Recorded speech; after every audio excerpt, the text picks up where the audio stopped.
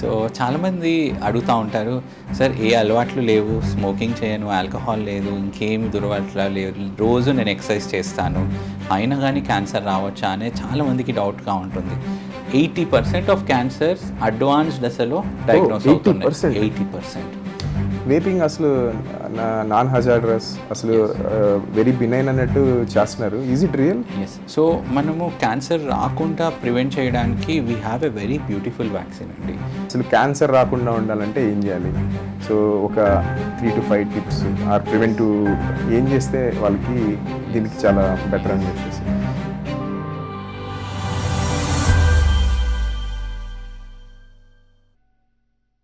Hi, నేను doctor Sarichandra Gorantla, consultant medical gastroenterologist and liver specialist. Welcome to my channel Gastrologix. ఈరోజు చాలా special guest, one of my favourite doctor Santosh Chellapuram.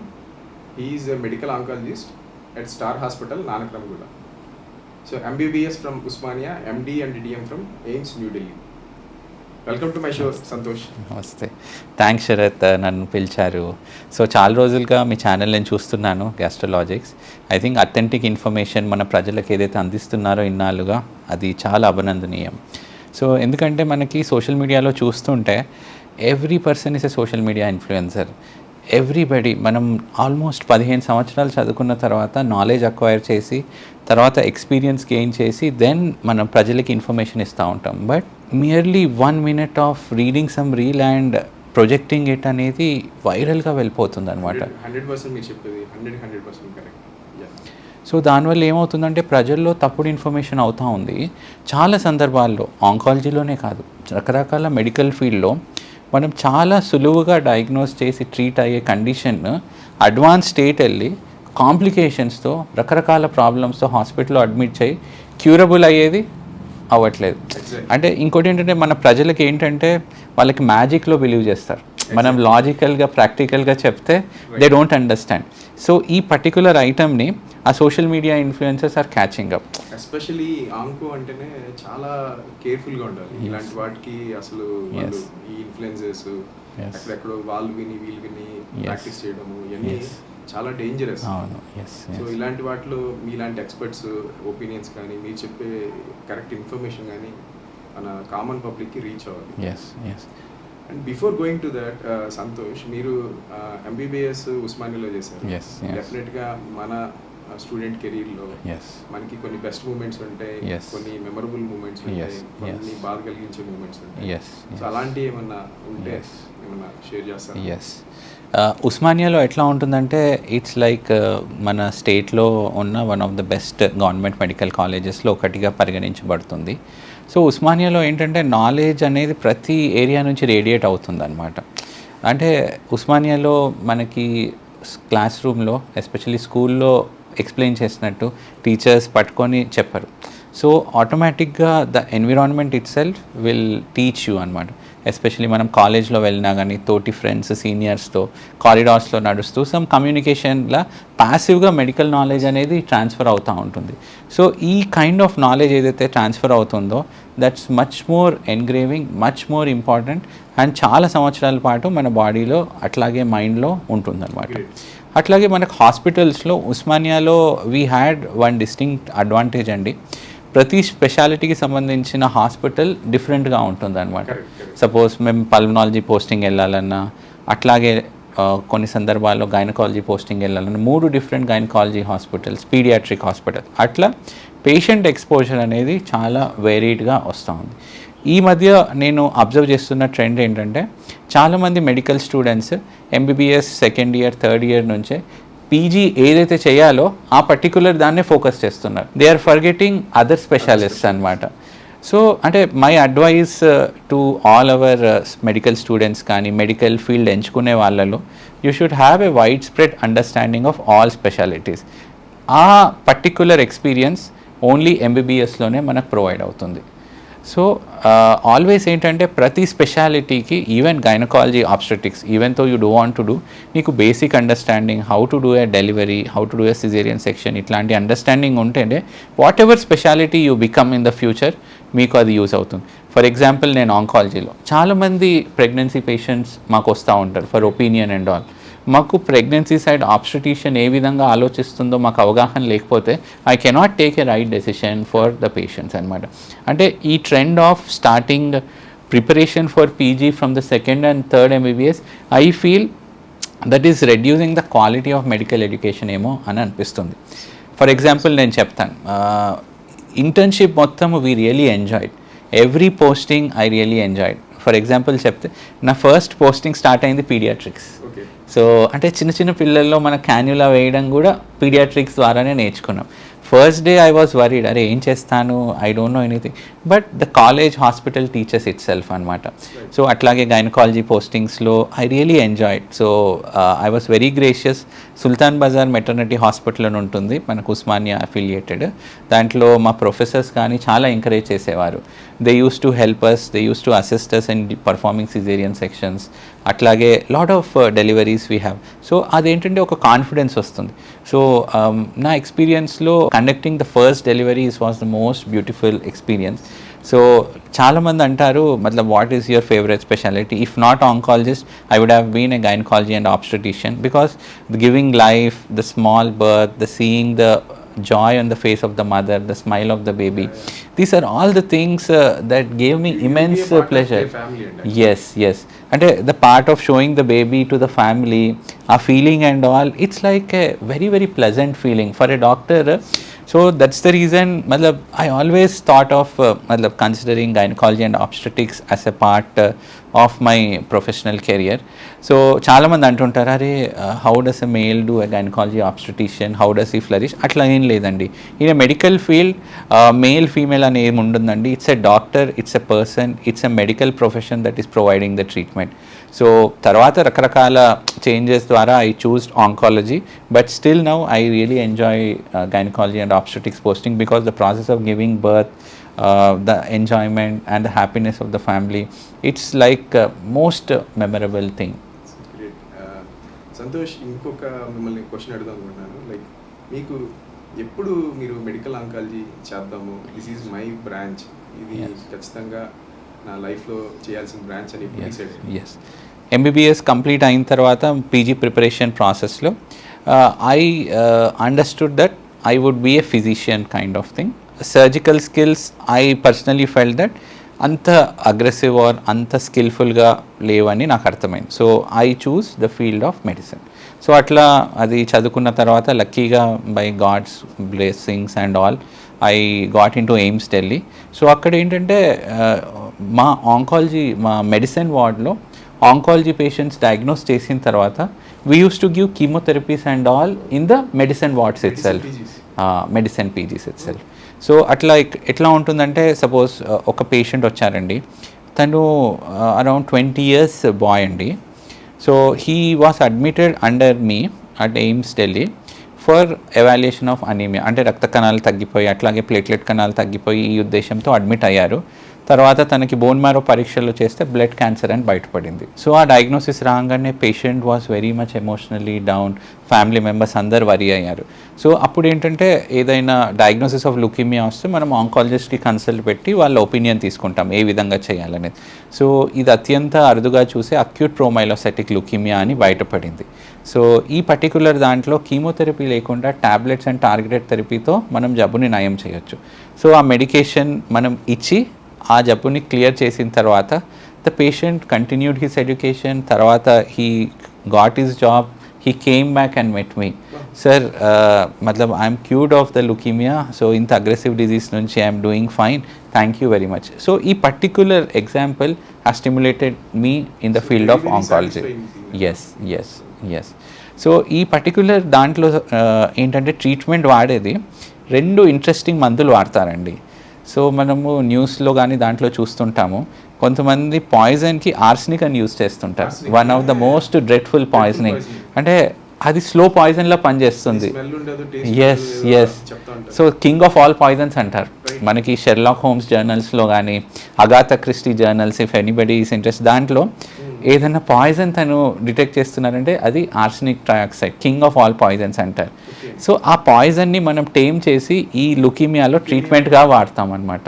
So that is the పెక్యులియారిటీ of this leukaemia, arsenic trioxide. అట్లాగే ఆట్రా అని ఉంటుంది, ఆల్ట్రాన్స్ retinoic acid అండి. ఈ రెండు combination ఇచ్చి మనం లుకీమియాని ట్రీట్ చేస్తాం, అంటే వితౌట్ కీమోథెరపీ.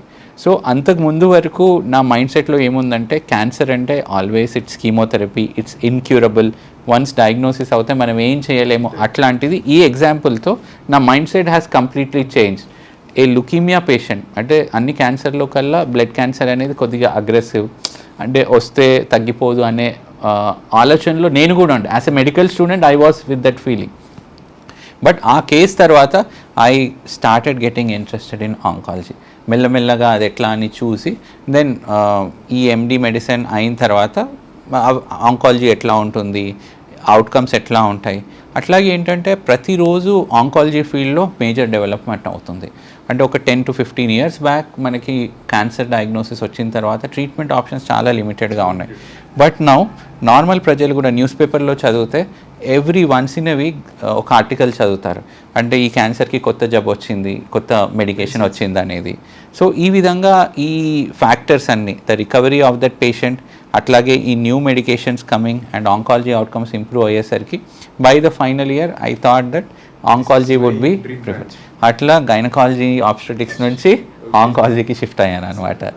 సో ఆ తర్వాత ఏంటంటే ఒక 1 year ఆంకాలజీలో వర్క్ చేసిన తర్వాత finally I got in to the DM and I completed this. తర్వాత మనం హైదరాబాద్ వాస్తవ్యులం కాబట్టి సో హైదరాబాద్కి వచ్చి మనం ప్రాక్టీస్ స్టార్ట్ చేసాం. సో ఈ విధంగా నా journey as a medical student who doesn't know anything to oncologist today working in a hospital providing services to the patient. It's a journey of 15 years andi. And people do not understand what a medical student goes through, and when he starts practice చాలా మంది అంటారు junior doctor అంటారు. Already he has seen 15 years of medical field అండి. ఇప్పుడు engineering ఫీల్డ్లో 15 years of coding or engineering ఉంటే he is considered a senior level. So my suggestion to all the people watching this podcast ఏంటంటే medical student is very properly trained. రకరకాల test life లాంగ్లో ప్రతి entrance exam every level examination pass అవుతూ he comes and he practises అనమాట. So he is very well experienced and you have to always understand what your doctor says అనమాట. So that is what ఈ channel ద్వారా మన ప్రజలకి చెప్పదలుచుకున్నాను. So Santosh, మీ journey అంటే చాలా ఇన్స్పైరింగ్గా ఉంది. సో మీరు ఫస్ట్ ఎలా అయితే మన గైనకాలజీ అక్కడి నుంచి మీ తర్వాత మెడికల్ ఆంకాలజీ మీద ఎలా ఇంట్రెస్ట్ పెరిగిందనేది వెరీ ఇన్స్పైరింగ్ అండ్ వెరీ ఇంట్రెస్టింగ్గా ఉంది.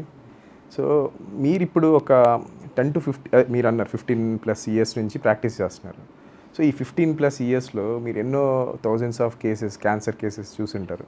సో వాటిలో మీరు బాగా ఎమోషనల్గా ఫీల్ అయిన ఏమైనా కేసెస్ ఆర్ కొన్ని కేసెస్ చాలా ప్రౌడ్గా కూడా ఫీల్ అయ్యి ఉంటారు. సో అలాంటి ఏమన్నా cases? So in the oncology fields yes, always మనం సక్సెస్ ఫేస్ చేయలేమండి. కొన్ని సందర్భాల్లో మనము జబ్బు ముందు తలొగ్గాల్సి వస్తుంది, అంటే జబ్బు మనం క్యూర్ చేయలేని సందర్భాలు కూడా చాలా ఉంటాయి. సో రకరకాల సందర్భాల్లో చాలామంది నేను ఎప్పుడైతే డెసిషన్ తీసుకున్నానో నేను ఆంకాలజీ తీసుకుంటానని చాలామంది నాతో వచ్చి డిస్కస్ చేశారు.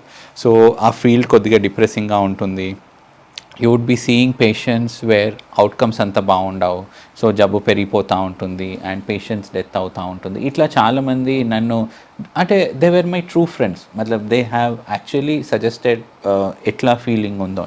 బట్ నా అండర్స్టాండింగ్ ఏంటంటే every patient in their patient journey requires a professional to improve the ఎంత టర్మినల్ ఫేస్లో ఉన్నా కానీ he requires some professional help to improve his person. ఆంకాలజిస్ట్గా ఈవెన్ ఇన్క్యూరబుల్ క్యాన్సర్స్లో కూడా అట్లీస్ట్ మనం పెయిన్ తగ్గించినా కానీ పేషెంట్ని కంఫర్టబుల్ చేసినా కానీ that it self gives us immense satisfaction.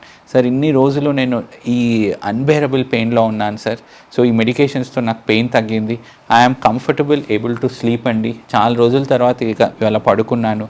ఈ పర్టిక్యులర్ స్మాల్ సక్సెసెస్ కూడా are very very important. And for a person అండి లైఫ్లో క్వాలిటీ ఆఫ్ లైఫ్ అనేది వెరీ వెరీ ఇంపార్టెంట్ అండి. Always life is unpredictable, we never know what happens. So మా oncology ఫీల్డ్లో we always believe this quality of life is the utmost importance. అంటే patient should be comfortable, pain free, independent, అంటే వేరే వాళ్ళ మీద ఆధారపడకుండా ఉండాలి. సో ఫస్ట్ మీరు చూసుకునేది ఇదే, ఇంప్రూవింగ్ క్వాలిటీ ఆఫ్ లైఫ్. అట్లాగే సెకండ్ పాయింట్, లైఫ్ని ప్రొలాంగ్ చేసే విధంగా చేస్తాం. అండ్ కొన్ని సందర్భాల్లో మనం సక్సెస్ఫుల్గా క్యూర్ కూడా చేసిన దాఖలాలు ఉన్నాయి.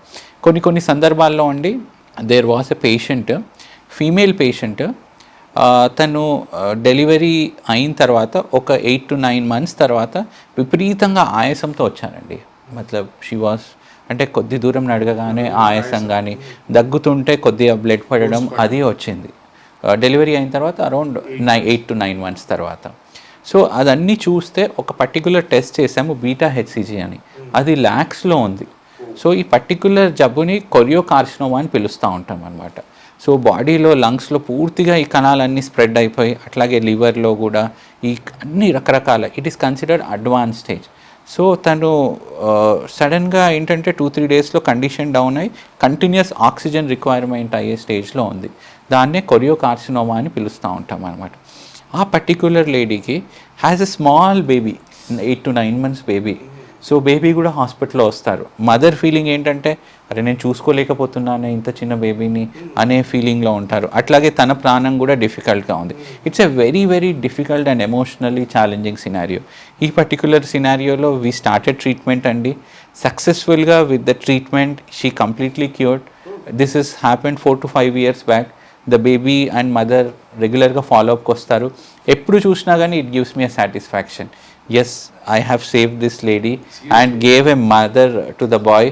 సో ఇట్లాంటి ఎగ్జాంపుల్స్ అన్నీ, అంటే what I'm trailing to cell అంటే, ఆంకాలజీ అంటే క్యాన్సర్ డయాగ్నోసిస్ వస్తే it's not that nothing can be done అనేది. వెరీ థింగ్, చాలా విషయాల్లో మనం చేయగలిగి కొన్ని సినారియోలు కంప్లీట్గా క్యూర్ చేసి లైఫ్ లాంగ్ సర్వైవర్స్ ఉన్నారు. అంటే చాలామంది క్రికెట్ ఫాలో అవుతుంటారు మన వాళ్ళు. యువరాజ్ సింగ్నే తీసుకోండి, తను ఇట్స్ ఏ ప్రొఫెషనల్ క్రికెటర్. తనకు కూడా he had a cancer called germ cell tumour, advance స్టేజ్లో. తను ఏమవుతుందంటే, ఇప్పుడు బ్యాటింగ్ చేశాక 2 runs తీసుకునేటప్పుడు తనకు కష్టమైపోయేది. ధోనీతో సహా రన్ తీసేటప్పుడు తను ఆ స్పీడ్కి క్యాచప్ కాలేకపోతున్నారు. అట్లా మెల్లగా చూస్తే లార్జ్, అరౌండ్ 10 centimeters ట్యూమర్ ఉండింది చెస్ట్లో. సో అది జర్మ్ సెల్ ట్యూమర్ అన్న బయటపడింది. 3 cycles ఆఫ్ కీమోథెరపీ తీసుకుంటే కంప్లీట్గా క్లియర్ అయిపోయింది. సో ఆ క్లియర్ అయిన తర్వాత కూడా he came to professional cricket, అంటే నార్మల్ లైఫ్ జాయిన్ అయిపోయారు. తర్వాత he had kids, he's enjoying his normal life. So right time lo diagnosis, yes, treatment తీసుకుంటే we can yes, cure cancer. yes. So cancer incurable అనేది it was maybe 50 years back అండి. Now with lot of advances we are able to cure many cancers. Of course కొన్ని సందర్భాల్లో late ప్రజెంటేషన్స్లో కానీ aggressive క్యాన్సర్స్లో మనం cure చేయలేకపోతాం. ఆ పరిస్థితుల్లో మనం quality of life improve చేస్తాము. అట్లాగే లైఫ్ని సాధ్యమైనంత సంవత్సరాలు మనం పొడిగించి we are able to give good time, quality time for the patient, for the family and internal comfort. Yeah sir, Santosh, మీరు డే టు డే ఓపీ చూస్తూ ఉంటారు, చాలా మంది మిమ్మల్ని చాలా క్వశ్చన్స్ అడుగుతూ ఉంటారు. కొన్ని సందర్భాల్లో కొంత ఇన్నోసెన్స్, లేకపోతే వాళ్ళు అడిగే క్వశ్చన్స్ మనకి కొంచెం నవ్వు తెప్పిస్తూ ఉంటాయి. కరెక్ట్. అట్లాంటివి ఏమైనా ఉన్నాయా మీకు? చాలామంది ఏంటంటే ఓపీడీలో వస్తారు. సో వాళ్ళు క్యాన్సర్ అనే శబ్దాన్ని కూడా మాట్లాడడానికి భయపడతా ఉంటారు. సో సార్ మా పేషెంట్లో ఈ జబ్బు వచ్చింది సార్ అన్నట్టు అంటారు. సో అంటే అంత భయం ప్రజల్లో ఉంది అనమాట క్యాన్సర్ అనే వర్డ్లో. అటర్ చేయడానికి కూడా భయపడతా ఉంటారనమాట. సో అంటే ఈ పాడ్కాస్ట్ ద్వారా అందరికీ మనం ఏంటంటే we have to tell that ఏదైనా ప్రాబ్లం ఉంటే we have to start discussing అండి. That is the first step for solution. అంటే ఆ పాసిబిలిటీ ఉందనే మనం ఆలోచించకపోతే we will not enter to the site of solution అనమాట. So cancer is not a stigma అండి. సో చాలామంది ఏంటంటే ఇంకో అపోహ, సార్ మా ఇంట్లో క్యాన్సర్ పేషెంట్ ఉన్నారు సార్, తనని ఏమన్నా సపరేట్ రూమ్లో పెట్టాలా సార్, నాకేమన్నా నా పిల్లలకి ఏమన్నా వచ్చే అవకాశం ఉందా సార్, ఈ అపోహ ఉంటుంది. సో వాళ్ళు ఏం భయపడుతూ ఉంటారంటే క్యాన్సర్ తన నుంచి, ఆ పేషెంట్ నుంచి తనకి కానీ తన పిల్లలకు కానీ వచ్చే అవకాశం ఉందని. ఇప్పుడు కరోనా లాగా అది కూడా కమ్యూనిటీ. సో క్యాన్సర్ అనేది ఒక పర్సన్ నుంచి ఇంకో పర్సన్కి స్ప్రెడ్ అవ్వదు. So it is not a contagious disease. ఇప్పుడు కోవిడ్లో అది దగ్గులో కానీ దాంట్లో స్ప్రెడ్ అవుతుంది.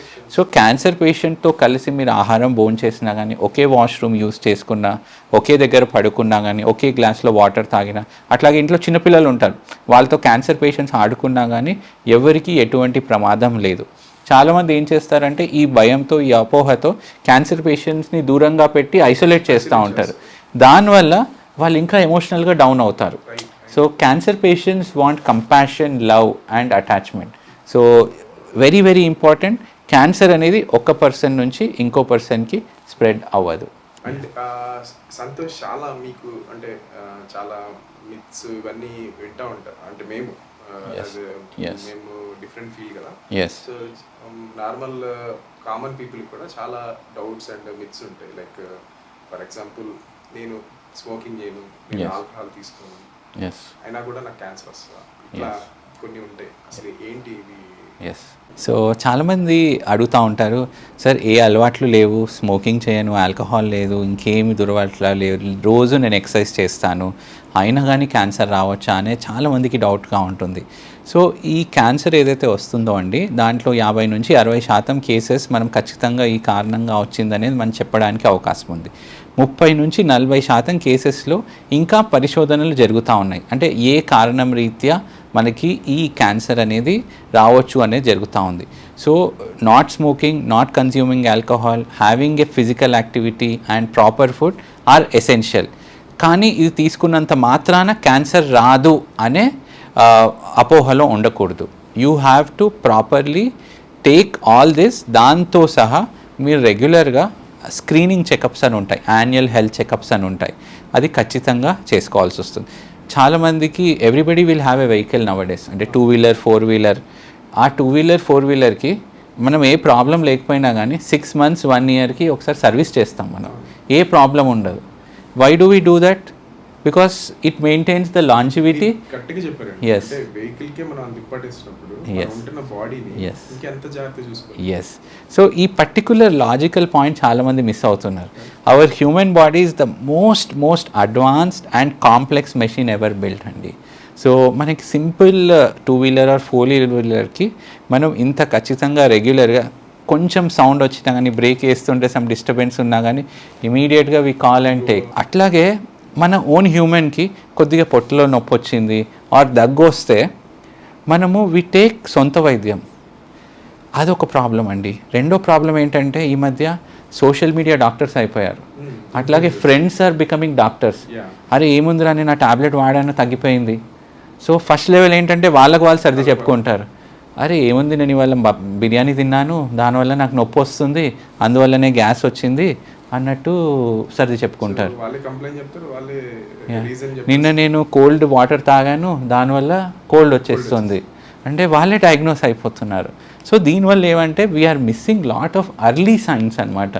అర్లీ సిమ్టమ్స్ అంటే తొలి దశలోనే క్యాన్సర్ కనుక్కునే విధంగా మనకు ఉండే లక్షణాలని ఇట్లాంటి సొంత వైద్యంతో మనము మిస్ అవుతున్నాం. సో దానివల్ల ఏమవుతుందంటే ఒక క్యాన్సర్ని క్యూర్ చేసే దశలో ఐడెంటిఫై చేయలేకపోయి అడ్వాన్స్డ్ ఇన్క్యూరబుల్ దశలో తెలుస్తాం. రీసెంట్గా నేను చెప్తానండి, మన 2026 ప్రస్తుత సంవత్సరంలో స్టాటిస్టిక్స్ రిలీజ్ చేశారు. అంటే క్యాన్సర్ ఎట్లా ఉంది అనేది. దాంట్లో మనకు తెలిసింది ఏంటంటే 80% ఆఫ్ క్యాన్సర్స్ అడ్వాన్స్డ్ దశలో డయాగ్నోస్ అవుతున్నాయి. 80%. అండ్ ఈ క్యాన్సర్ స్క్రీనింగ్ చేయడానికి కొన్ని పరీక్షలు ఉన్నాయి. ఎంతమంది మన పాడ్కాస్ట్ వినే వాళ్ళకి అది ఐడియా ఉంటే కింద కమెంట్లో పెట్టండి. What are the test for screening, నేను లాస్ట్కి చెప్తాను. సో ఆ స్క్రీనింగ్ టెస్ట్ ఏవైతే ఉన్నాయో మన తెలంగాణలో కేవలం 2 నుంచి 3% ప్రజలు మాత్రమే చేసుకుంటున్నారు. Only 2 to 3%. So we are missing the golden opportunity to diagnose cancer in the early stage. Suppose stage 1లో డయాగ్నోస్ అయిందనుకోండి, క్యూర్ రేట్ మోర్ దెన్ 95% ఉంటుందండి. స్టేజ్ 4లో డయాగ్నోస్ అవుతుంది, cure rate is around 10 to 20% only. So మనం simple having good health habits, annual health checkup and age recommended కొన్ని specific cancer related test ఉంటాయండి. అది చేసుకుంటే మనము క్యాన్సర్ని ఎర్లీ స్టేజ్లో డయాగ్నోస్ చేయొచ్చు. So my message for cancer as a cancer doctor ఏంటంటే, ఫస్ట్ క్యాన్సర్ కాజింగ్ థింగ్స్ మనం దూరం చేయాలి. ఫర్ ఎగ్జాంపుల్ ఆల్కహాల్, స్మోకింగ్ అట్లాగే ఈ మధ్య చాలామంది హుక్కా అని వేపింగ్ అని చేస్తున్నారు. Right, అదే చాలామంది అది ఫ్యాషన్గా వాడుతున్నారు. ఇప్పుడు ఏంటి హుక్కా అసలు సారీ ఈ వేపింగ్ అసలు నాన్ హజార్డస్ అసలు Yes. వెరీ బినైన్ అన్నట్టు చేస్తున్నారు. Is it real? ఎస్, ఈ మధ్య మనం ఐపీఎల్లో కానీ సమ్ క్రికెటర్స్ కూడా వేపింగ్ అది చూస్తూ దొరికిపోయారు. అవును. So vaping is also as dangerous as smoking. Is it? It's not a lesson. And వేపింగ్కి ఇంకా స్మోకింగ్ కంటే కూడా కొన్ని అడిషనల్ ప్రాబ్లమ్స్ ఉంటాయి. ఒక పర్టికులర్ ప్రాబ్లం ఉంది, vaping associated lung injury. So it's like vaping ఎవరైతే చేస్తారో వాళ్ళలో లంగ్ అనేది ఫైబ్రోసిస్ అయిపోతుంది అనమాట. సో పాప్కార్న్ లంగ్ డిజీజ్ చాలా మంది చూస్తూ ఉన్నాం. సో వేపింగ్ కానీ హుక్కా కానీ it is also as harmful as smoking. అంటే చాలామంది ఏంటంటే పియర్ ప్రెషర్ వల్ల, ఈ మధ్య ఎట్లా అయిపోయిందంటే సోషల్ మీడియా ఇన్ఫ్లుయెన్స్ వల్ల మూవీలో చూడడం మూలంగా, అట్లాగే ఫ్రెండ్స్ తీసుకుంటున్నారనే సోషల్ ప్రెషర్, పియర్ ప్రెషర్లో అరే వేపింగ్ చేసేస్తాను ఏముంది అనేది మెల్లమెల్లగా అట్లా అలవాటు అయ్యి it is continuing life long. So it is very very important that మనం ఈ పాడ్కాస్ట్ ద్వారా ఎవ్రీబడి వేపింగ్ అలాగే hookah is also as harmful as smoking.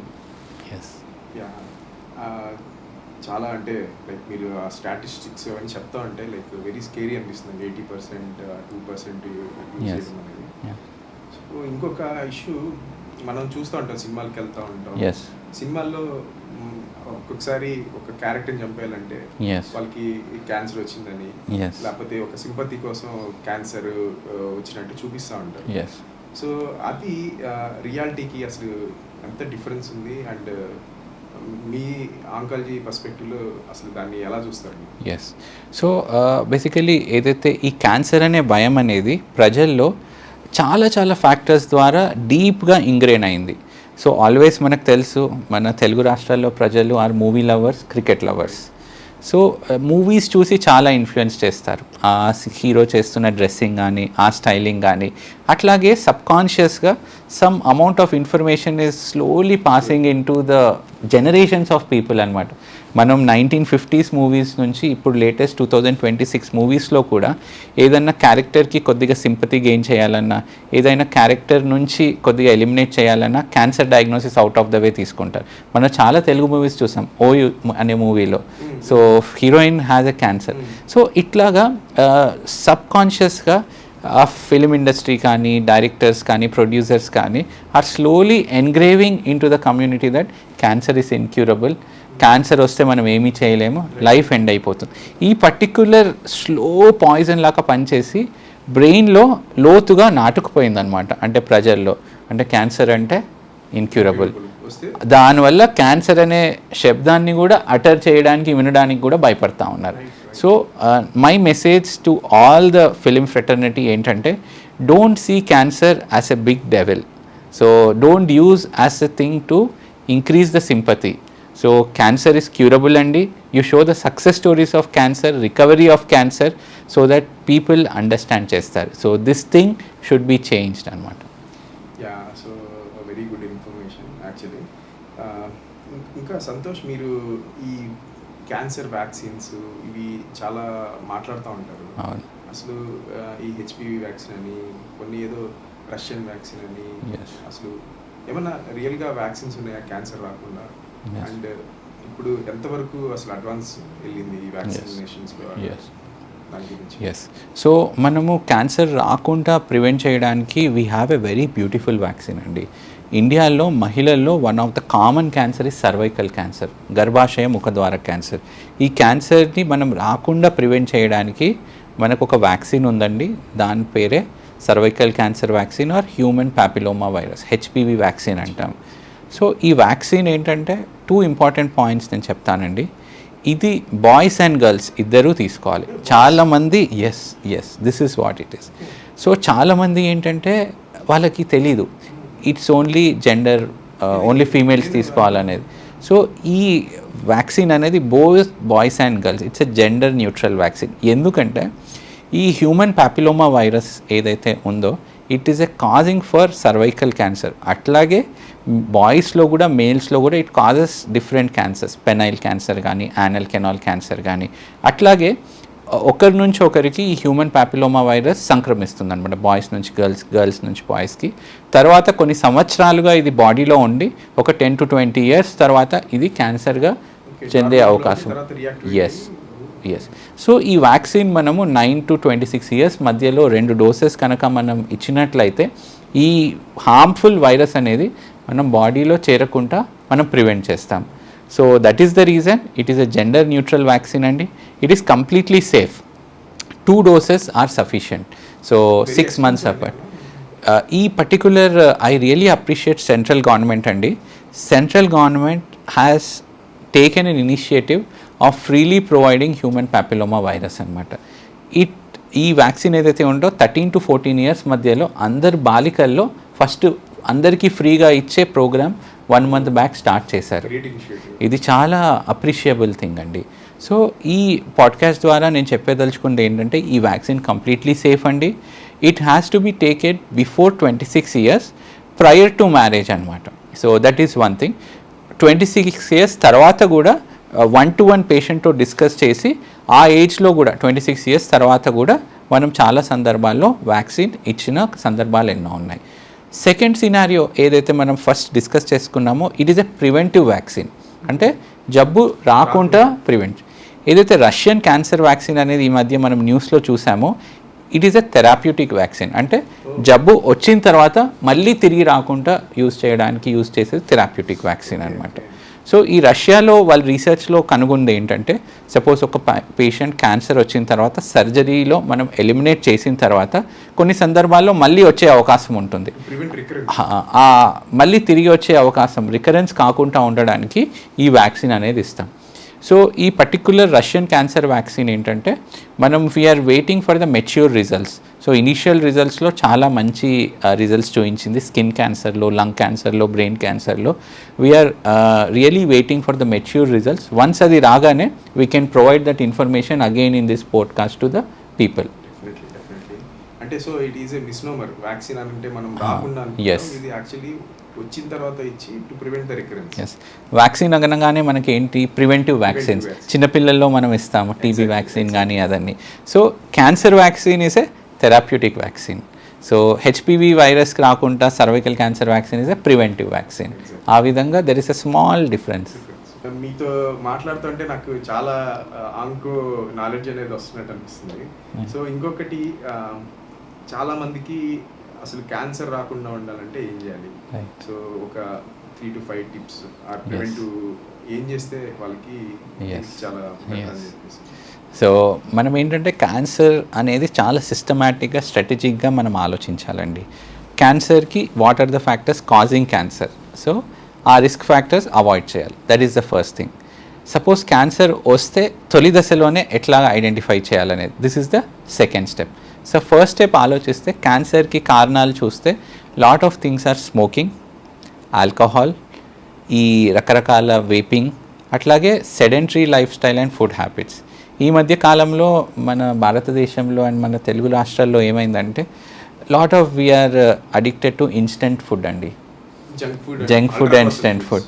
And మనకున్న యాప్స్ ద్వారా ఇమీడియట్ యాప్లో ఆర్డర్ చేసి తెచ్చుకుంటాం. ఒక 10 years బ్యాక్ అట్లా లేకుండే.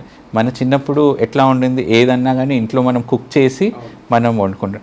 అట్లాగే అవుట్ సైడ్ ఫుడ్ తినడం అనేది దాదాపు it was non existing. So నెలలో 1-2 సార్లు మనం బయటికి వెళ్ళి తినేవాళ్ళం. ఇప్పుడు వీక్లో 4-5 సార్లు, రోజులో కూడా 2-3 సార్లు అవుట్ సైడ్ ఫుడ్. సో ఇదేంటంటే ఇట్ హ్యాస్ ఈ కల్చరల్గా ఇంబైబ్ అవుతుంది. దిస్ షుడ్ బి బ్రేకెన్ అండి. అంటే మన ఫుడ్ చైన్లో అంత డీప్గా వెళ్ళిపోయింది. Yes. So having 1 fresh fruit or vegetable per day is a must అండి. దాంట్లో ఏంటంటే యాంటీ ఆక్సిడెంట్స్ ఉంటాయి. Ultra processed food, reheated oil, ఇట్లాంటివి కంప్లీట్గా మనం దూరంగా ఉండాలి. అట్లాగే ఇన్స్టెంట్ ఫుడ్, దాంట్లో ఏంటంటే ఆ ఫుడ్ చాలా రోజులు నిల్వ ఉండడానికి రకరకాల కెమికల్స్ యూజ్ చేస్తారు. సో ఆ ప్రిజర్వేటివ్స్ ఏంటంటే క్యాన్సర్ కారణంగా ఉండే అవకాశం ఉండొచ్చు. సో ఫుడ్ పరంగా ఇది తీసుకోవాలి. 5th most is ఎక్సర్సైజ్ అండి.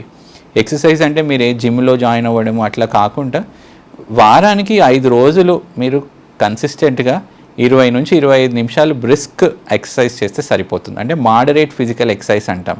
So this is required for proper health అండి.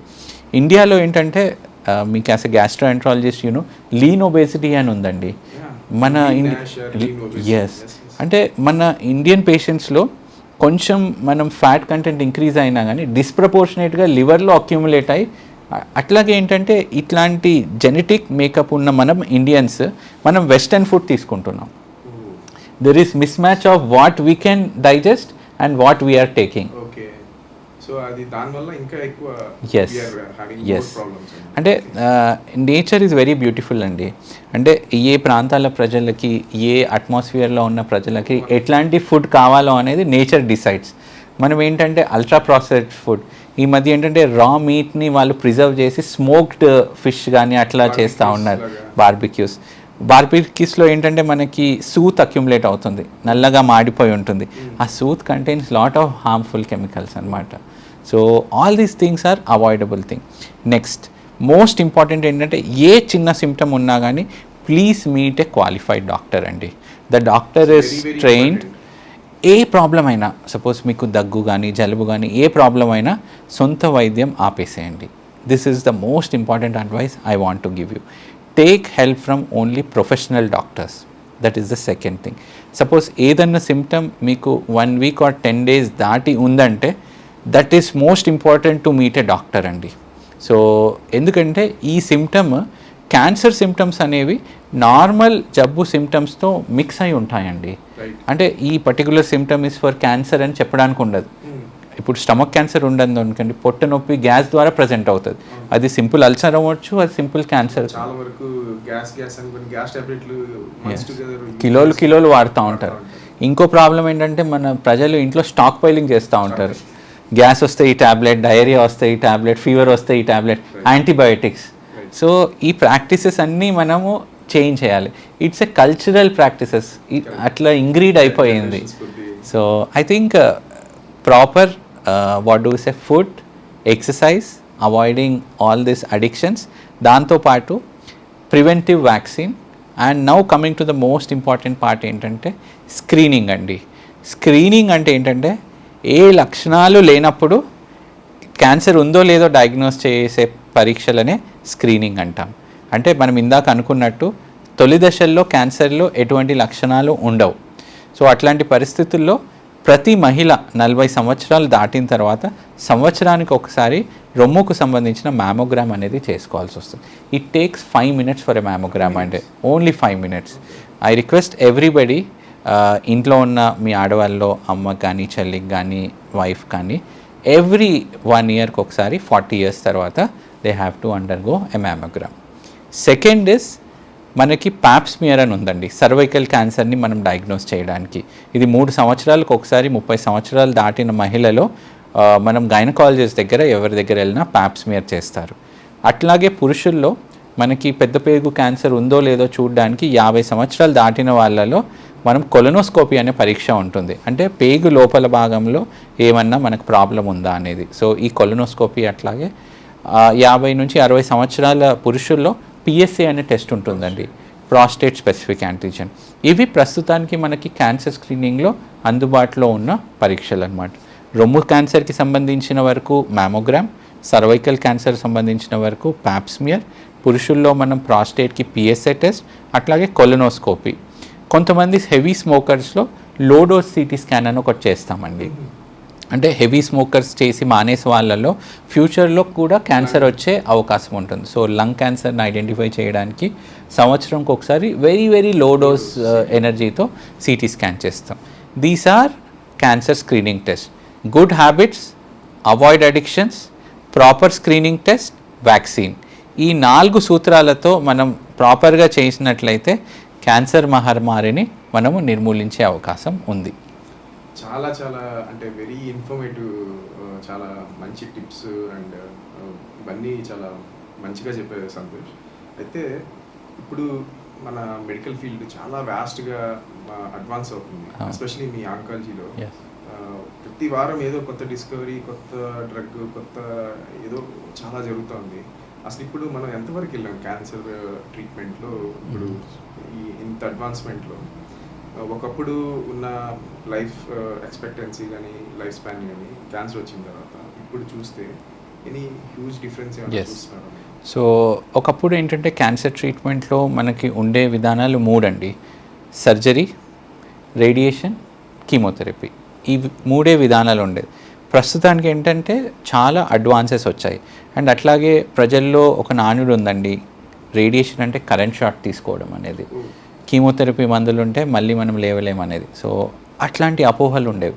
సో ఇవి 3 ట్రీట్మెంట్ కాకుండా ఇప్పుడు అడ్వాన్స్ థెరపీలో 2 are the most important medications అండి. ఇమ్యూనోథెరపీ అని కొన్ని మెడికేషన్స్ వచ్చాయి. రెండో మెడికేషన్స్ టార్గెటెడ్ థెరపీ అని. సో ఇమ్యూనోథెరపీ ఏంటంటే బాడీలో ఉన్న రోగ నిరోధక శక్తిని స్టిమ్యులేట్ చేసి క్యాన్సర్ వైపు మళ్ళించి క్యాన్సర్ కంట్రోల్ అయ్యే విధంగా మనకు చేస్తుంది. మనకు తెలుసండి, ఆంజనేయుడికి తన శక్తి గురించి తనకు తెలియదు, జాంబవంతుడు చెప్తేనే he could understand his energy. అట్లాగే మన ఓన్ బాడీలో there is a huge energy known as immunity. ఈ క్యాన్సర్ కణాలు ఏంటంటే పోలీస్ నుంచి తప్పించుకుంటూ తిరిగినట్టు ఇమ్యూన్ సిస్టమ్ నుంచి ఈ కణాలు ఎస్కేప్ అవుతూ ఉంటాయి అన్నమాట. సో ఈ ఇమ్యూనోథెరపీ ఇంజెక్షన్ ఏం చేస్తుందంటే పోలీస్ ఇన్ఫార్మర్ వల్లే ఇమ్యూన్ సిస్టమ్కి చెప్తుంది అక్కడ క్యాన్సర్ సెల్ ఉంది, వెళ్ళి చంపేయండి అనేది. సో మన ఇమ్యూన్ సిస్టమ్ని స్టిమ్యులేట్ చేసి క్యాన్సర్ని కంట్రోల్ చేసే విధంగా చేసే మెడికేషన్స్ని ఇమ్యూనోథెరపీ అంటాం. ఈ ఇమ్యూనోథెరపీతోని క్యాన్సర్ కీమోథెరపీకి ఉండే సైడ్ ఎఫెక్ట్స్ లేకుండా మనం డైరెక్ట్గా క్యాన్సర్ వైపు కంట్రోల్ చేసే విధంగా ఉంది. Next is targeted therapy. Targeted థెరపీలో ఏం చేస్తామంటే క్యాన్సర్లో ఏ పర్టికులర్ మార్కర్ని మనం ఐడెంటిఫై చేసి దాన్ని గురి చూసి మనం మార్క్ చేస్తాం. ఇప్పుడు స్నైపర్ బుల్లెట్ చూస్తుంటాం. ఇప్పుడు ఒక గ్రెనేడ్ ఉందనుకోండి, గ్రెనేడ్ విసిరేస్తే దాని చుట్టుపక్కల ఏరియాలో కంప్లీట్గా డ్యామేజ్ అవుతూ ఉంది. బట్ ఒక్క పర్సనే ఫాల్స్ పర్సన్ ఉంటారు. సో మనం క్యాన్సర్ కణాన్ని గురి చూసి ఫైర్ చేయాలి. సో దాన్నే టార్గెటెడ్ థెరపీ అంటాం. సో ఈ targeted therapy yes so cancer కణాలనే మనం అటాక్ చేసి దాని పక్కన ఉన్న నార్మల్ కణాల్స్ని మనం సేవ్ చేయడానికి ఉంటుంది. సో దీన్నే టార్గెటెడ్ థెరపీ అంటాం. కొన్ని క్యాన్సర్లో ఎటువంటి కీమోథెరపీ అవసరం ఉండదు. ఫర్ ఎగ్జాంపుల్ ఒక ఎగ్జాంపుల్ ఇస్తాను. క్రానిక్ మైలాయిడ్ లుకీమియా, పేరు వినంగానే లుకీమియా భయంకరమైన జబ్బు అంటారు. సో దానికి ఒక్క ట్యాబ్లెట్ వాడితే సరిపోతుందండి. దాన్నే మ్యాజిక్ బుల్లెట్స్ అని పిలుస్తూ ఉంటాం. ఇమాటినిబ్ అనే ట్యాబ్లెట్, ఆ ట్యాబ్లెట్ వాడితే సిఎంఎల్ అనే జబ్బు కంప్లీట్గా క్యూర్ అయిపోతుంది. So that is the advances in medical field. ఇంకో విషయం ఏంటంటే చాలామంది అంటారు, సార్ మీరు పాడ్కాస్ట్లో ఇమ్యూనోథెరపీ అని టార్గెటెడ్ థెరపీ అని ఇది చెప్తారు, అది నార్మల్ ప్రజలకు అందుబాటులో ఉందా లేదా, మేమేమైనా అమెరికా వెళ్ళి తీసుకోవాలా అనే అపోహపడుతూ ఉంటారనమాట. ఒకప్పుడు మీరు న్యూస్లో కానీ ఎక్కడైనా చూసుంటారు సార్, చాలామంది సెలబ్రిటీస్ కానీ చాలామంది బిలియనీర్స్ అమెరికాకి వెళ్ళి క్యాన్సర్ వైద్యం తీసుకునేవాళ్ళు. రీసెంట్గా మా ఫెటర్నిటీలోనే gastro fraternity name he is very well known person. ఆయన ఇక్కడ నుంచి యూఎస్ వెళ్ళి ప్రైవేట్ జెట్లో ఆయన క్యాన్సర్ డిటెక్ట్ అయిన తర్వాత ట్రీట్మెంట్ తీసుకున్నారు. సో ప్రస్తుతం ఫర్ ద పాస్ట్ 5 years ఏంటంటే మన హైదరాబాద్లో all these treatments are available. So అట్లాంటి అక్కడ వెళ్ళి తీసుకోవాల్సిన అవసరం ఇప్పుడు లేదు. అంటే అట్లాగే ప్రజలకి అందుబాటులో ఉన్న ధరల్లో ఈ మెడికేషన్స్ అవైలబుల్ ఉన్నాయి. ఒకప్పుడు ఇవి చాలా ఎక్స్పెన్సివ్గా ఉండేవి, బట్ ప్రస్తుతం because of increasing pharma production and అట్లాగే అవైలబిలిటీ ఆఫ్ జెనరిక్స్ వల్ల మోస్ట్ అడ్వాన్స్ ట్రీట్మెంట్ మనం నార్మల్ ప్రజలకు కూడా మనం అందించడం జరుగుతుంది.